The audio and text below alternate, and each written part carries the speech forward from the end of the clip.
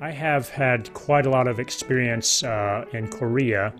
I went there first as a young man serving as a missionary for my church and lived there for 2 years and learned the language.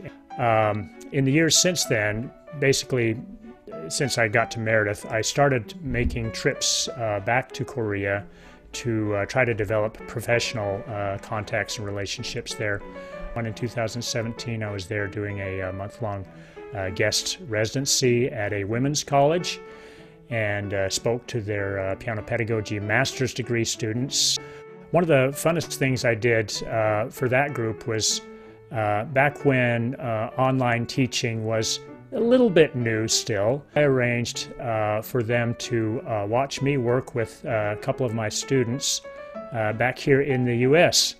And so those students went to my studio at Meredith College, and I was sitting there in the classroom with my students in Korea. So we had sort of a lesson. The technology worked pretty well, and it was just kind of a demonstration to my students in Korea that yes, we can have music teaching going on anywhere in the world, in theory, if the technology works all right.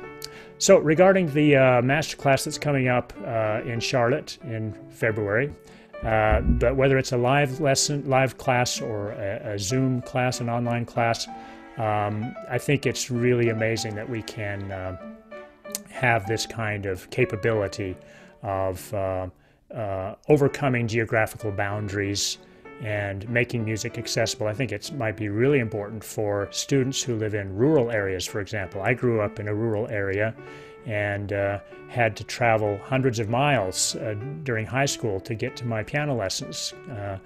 I think what an advantage it would have been for a kid like me to be able to have a Zoom lesson occasionally in combination with live lessons. That technology didn't exist then, but it does now. So I think this is a really important new opportunity to be able to share music as teachers and students regardless of geographical limitations.